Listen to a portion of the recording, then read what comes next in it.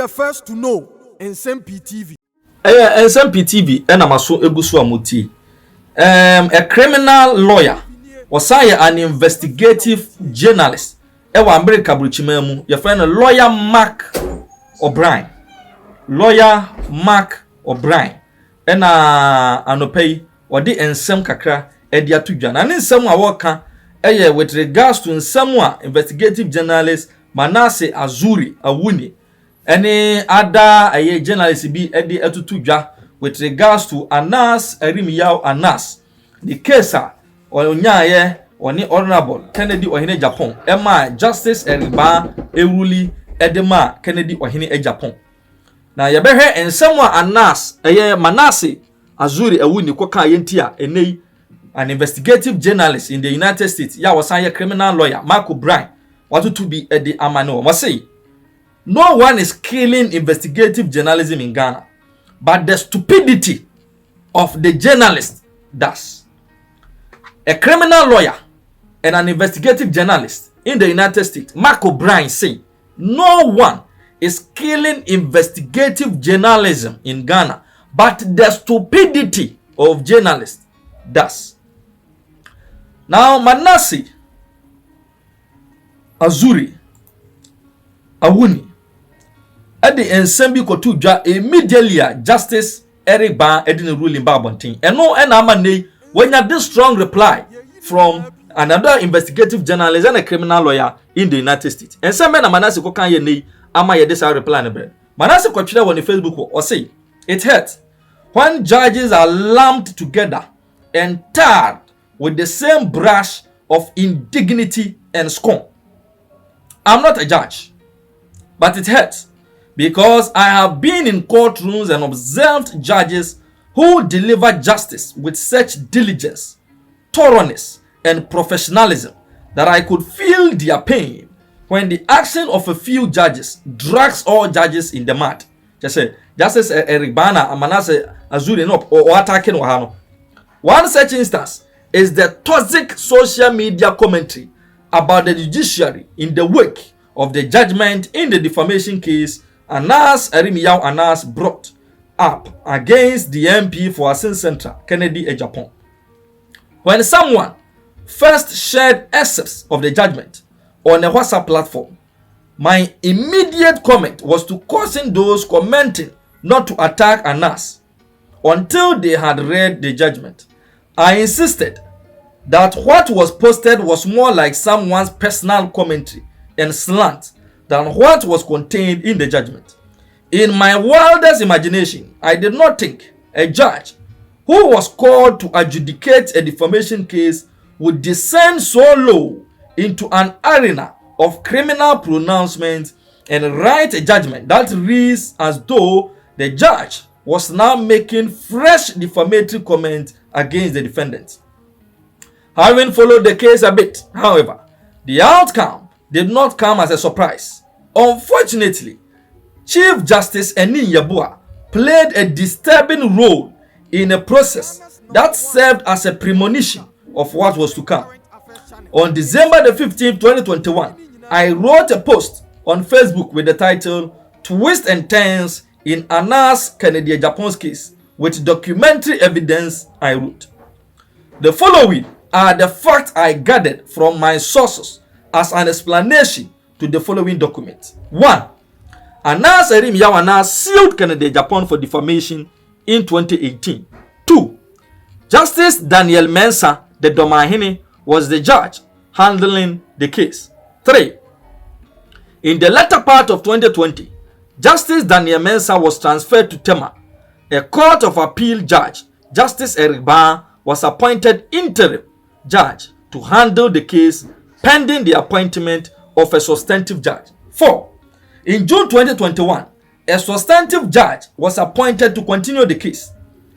From my investigation, I was told she is Justice Gifty Ejay Ado, the judge who overturned the General Legal Counsel's suspension of Francis Xavier Susu from practicing as a lawyer. 5.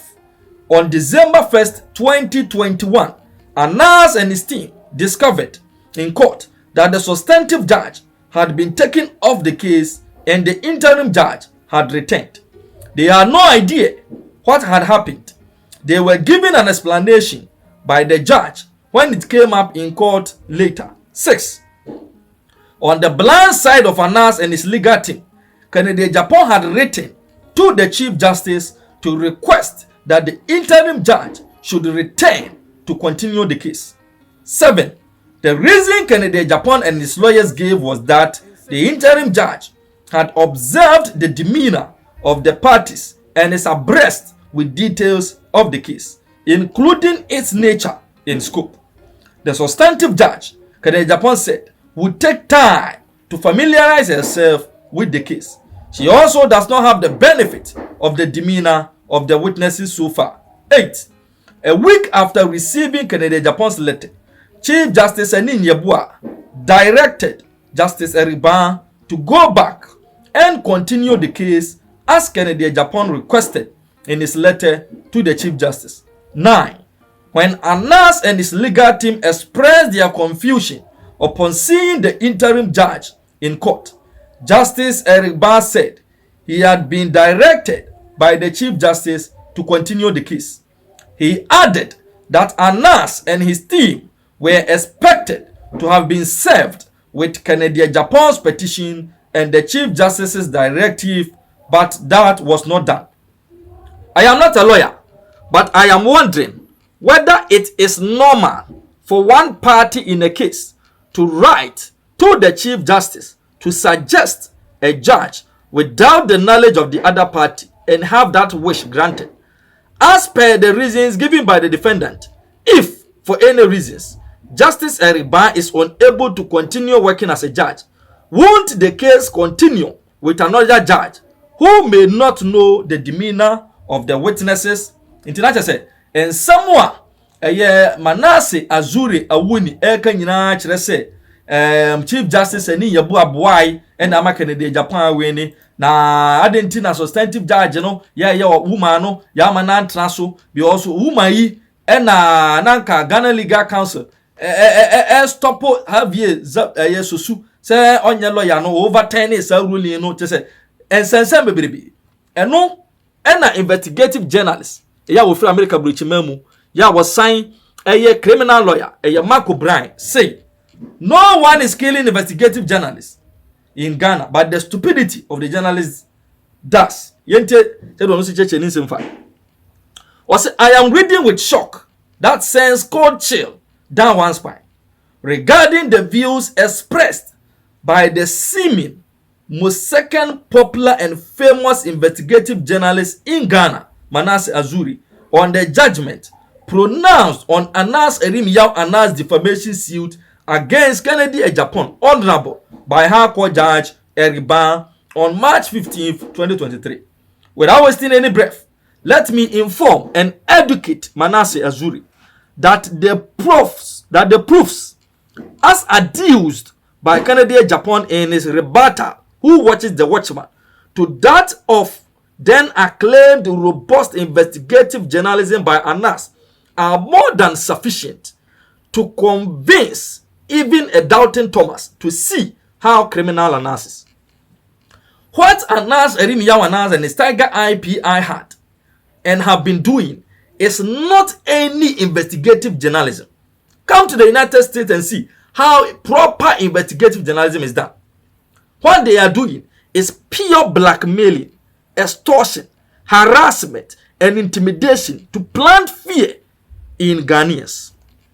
Speaking as one with security background and knows how criminal investigations are conducted to detect and prevent crimes, all that Anas has been doing, as supported by Manasseh, is pure charlatanry intended for amassing illegal wealth at the ignorance and expense of Ghanaians.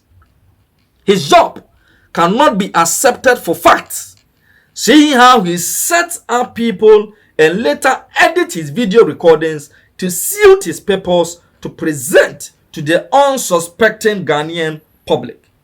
Criminal investigations are conducted when a crime has been committed to establish when, how, why, and who committed it.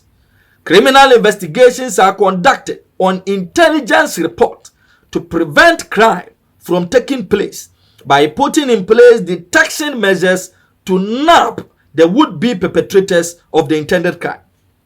You don't just set up hidden recording cameras, invite people over, propose to them business deals, offer them monetary gifts only to accuse them of accepting bribes. Manasseh, come over to the civilized white man's land. Let me use the United States for example, where I practice my profession, to see if Anas Anas would be walking in the streets a free man without suffering a libel lawsuit or lingering in prisons by now. You cannot set up people as he does, extort from them, and expect a competent judge worth his salt to make a ruling in his favor on his character assassination suit against Ken Agyapong, into bracket honorable. The judge was right to have described Anas the way he did in his ruling. If the law allows for jailing people in such criminal circumstances, I will have recommended the judge send him to months or years in prison to serve a bitter lesson to him and his colluding criminals. Manasseh, let me put it to you that the way Anas goes about his work is not and can never be investigative journalism, but an illegal way to enrich himself through exploitation of his victims. Is there any credible investigative journalist in this world that would engage in the Anas's method of investigative journalism? No.